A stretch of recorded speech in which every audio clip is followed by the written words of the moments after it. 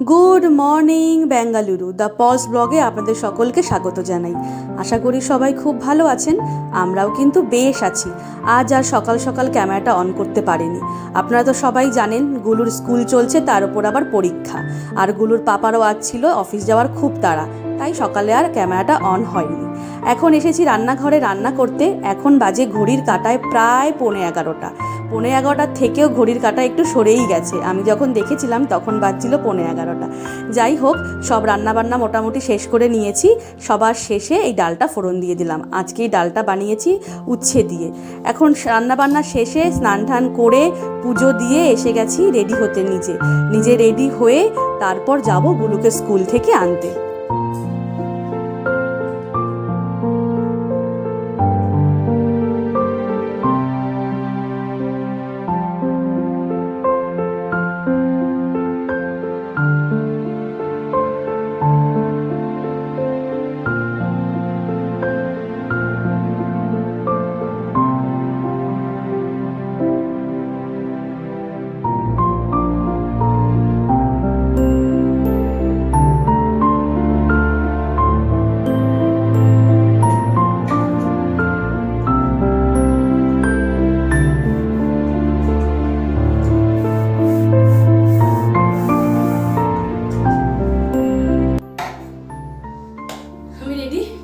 গুলোকে গিয়ে স্কুল থেকে নিয়ে আসি, তারপর বাড়ি আসলে স্নান করে খাইয়ে ঘুম পাড়াবো, আর সন্ধ্যাবেলায় পড়াশোনা। এখন তো পরীক্ষাটা শেষ হয়নি, শুক্রবারে পরীক্ষাটা শেষ হবে। মাঝখানে 2 অক্টোবর ছুটি, আর 2টো পরীক্ষা বাকি থাকবে। কালকে একটা আছে, 2 অক্টোবর ছুটি, আর তারপরে 2টো পরীক্ষা হলে ব্যাস শেষ। তারপরে ঘরবাড়ি পরিষ্কার করতে হবে। এখন সবকিছু মাথার মধ্যে ঘুরছে যে কোনটার পরে কোনটা করব। শুধু ওর পরীক্ষাটার জন্য ওয়েট করছি। ওর পরীক্ষাটা শেষ না হলে আমি টাইম পাচ্ছি না। এই এখন 12:30 বাজে, এখন যাবো ওকে আনতে। 1টার মধ্যে বাসটা চলে আসবে। তার মধ্যে স্নান করে খেয়ে দিয়ে পুজো দিয়ে সব কাজ সেরে রেখে বেরোচ্ছি। আর একটু এদিক ওদিক হলেই ব্যাস তখন লেট হয়ে যায়, তখন ছুটতে ছুটতে যেতে হয় ওকে স্কুল থেকে আনতে। যাই, আর বেশি কথা বলবো না, আগে গিয়ে ওকে নিয়ে আসি, তারপর কথা হবে।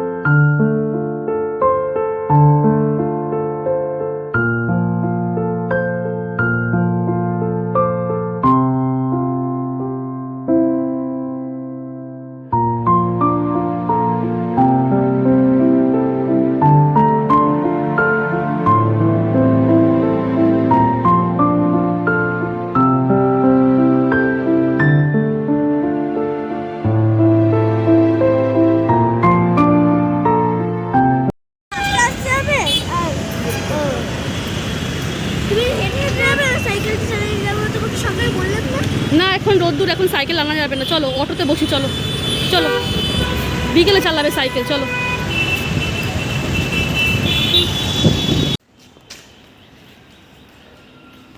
যা সামনে রেখে আয়, আর তুলতে হবে না, আর তুলতে হবে না। বাড়ি এসেই দেখছে যে একটা পাখি বাসা বানাবে বলে কাঠ কুড়িয়ে বেড়াচ্ছে, মানে গাছপালার পাতা এইসব। গুলো দেখে বললো দাঁড়া ওকে একটু দিয়ে আসি গিয়ে, আর এটা পেলো হাতে করে নিয়ে ফেলে দিল নিচে। বললাম তো আমি এখানে রাখতে বললাম।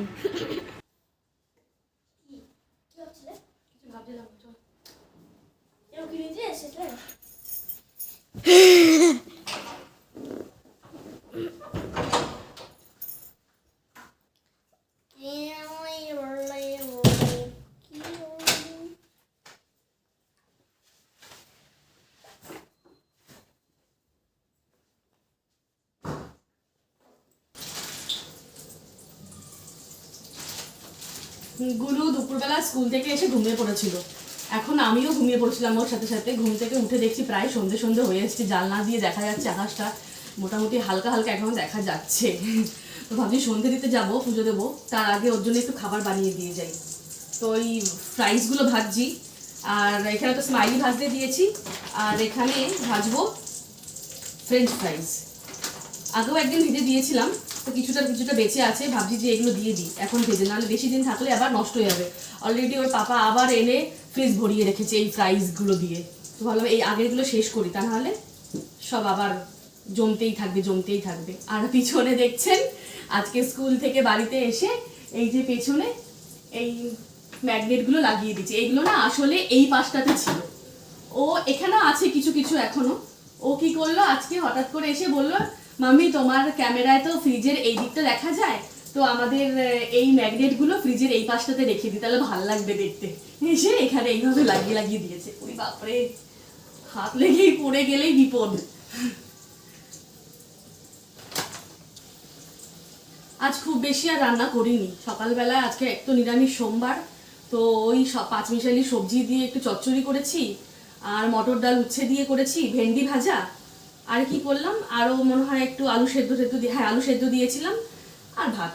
দুজনে মিলে খেয়েছি, আমি আর গুলু দুপুরবেলা, আর ওর পাপা বাড়িতে আসবে রাত্রে, তিনজনে খাবো। একটু পাঁপড় ভেজে নেবো, আজকের মতো হয়ে যাবে, কালকে আবার মাছ মাংস যা হবে।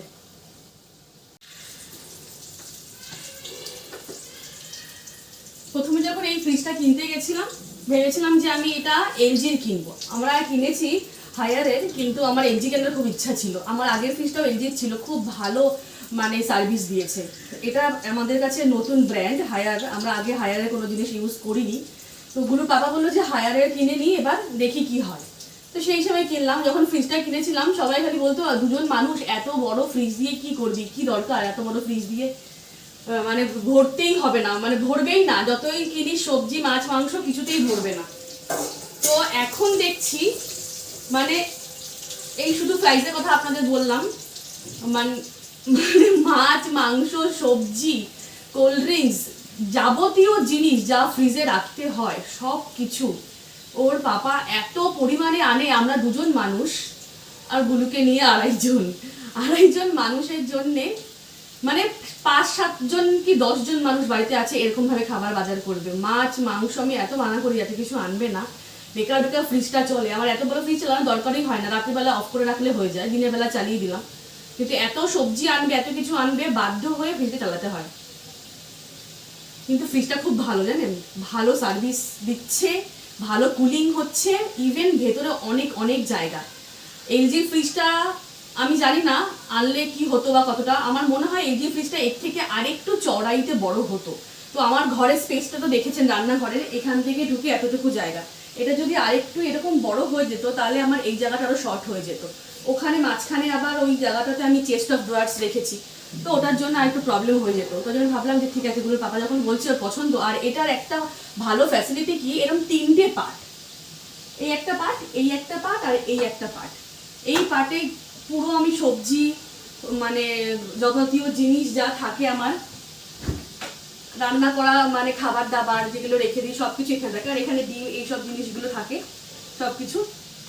এটা পুরোপুরি ফ্রিজ।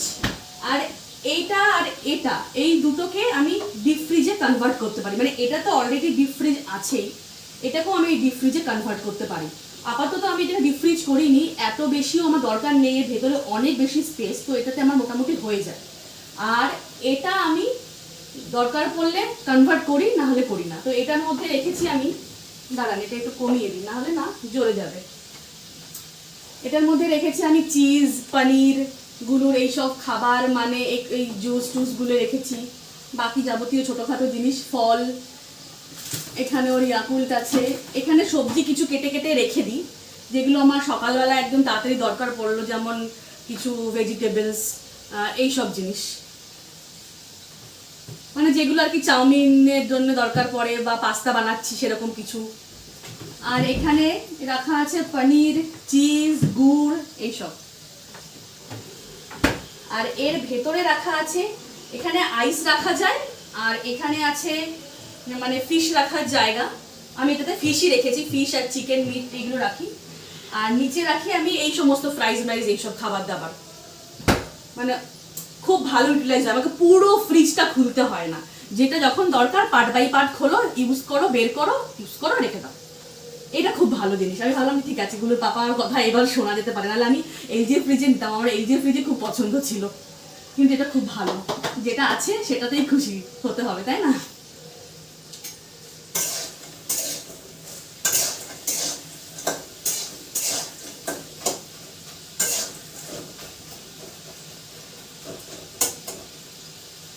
ভাজা হয়ে গেছে, এবার গুলোকে গিয়ে দিয়ে আসি। আর যেগুলো বাকি আছে সেগুলো ফ্রিজে ঢুকিয়ে রাখি। আগের ফ্রেঞ্চ ফ্রাইসটা পুরোপুরি শেষ হয়েছে, এখানে স্মাইলি দুটো বাঁচিয়ে রাখলাম, আরও আছে, সেইগুলো কবে যে শেষ হবে কি জানি, একটার পর একটা আনতেই থাকে, একটা জিনিস আনতে বলে 3টে আনবে।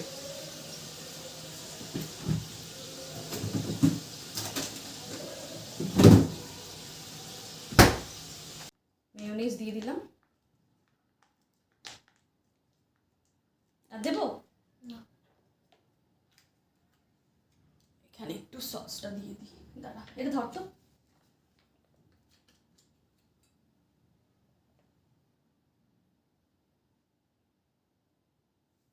দেখ আর দেবো, বেশি হয়ে যাবে না, ঝাল আছে কিন্তু, এটা খুব সাবধানে খাবি, হট অ্যান্ড স্পাইসি। খাও আর তুমি একটু বইটা পড়ে নাও, ঠিক আছে?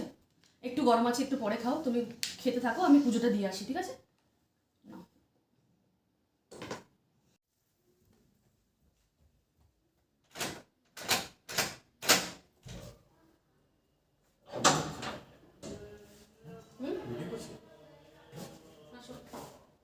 মুখের গ্লেজ দেখে তো বোঝা যাচ্ছে।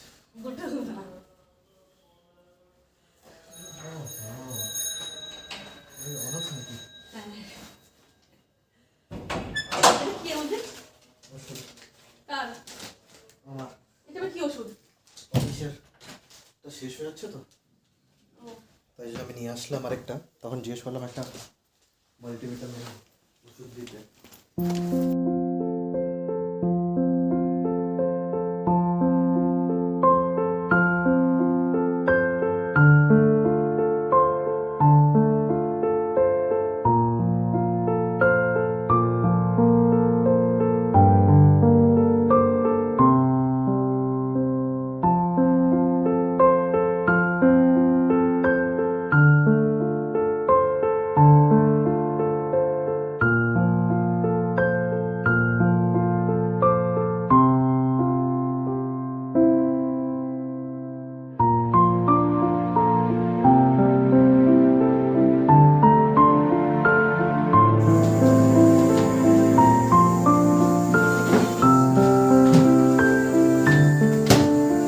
এই যে পাপড় ভাজা হয়ে গেল, গুরুর বাবা বাড়িতে এসে গেছে, গুরুরও পড়াশোনা শেষ, তাই ভাবছিলাম খেতে বসবো। খেতে যখন বসবো তার আগে আমাকে বললো একটু পাপড়টা ভেজে দিতে, তাড়াতাড়ি করে তেল দিয়ে ভাজবো, মাইক্রোওয়েভে দিয়ে দিলাম। দেখুন কি সুন্দর পাপড়টা হয়েছে, একদম কুড়মুড়ে ভেঙে যাচ্ছে, যেমন হয় আর কি, ভালো না সেরকম ভেঙে গেল।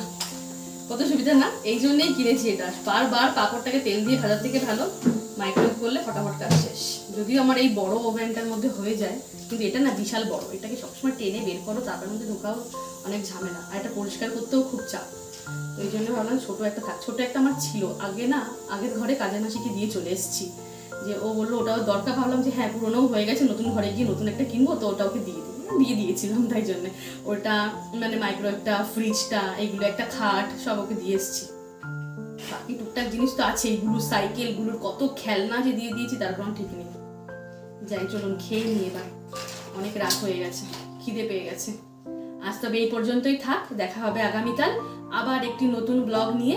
আপনারা সবাই খুব ভালো থাকবেন এবং অন্যকেও ভালো রাখবেন, আর অবশ্যই আমার ভিডিওটি যদি ভালো লেগে থাকে লাইক কমেন্ট শেয়ার কিন্তু করতে ভুলবেন না।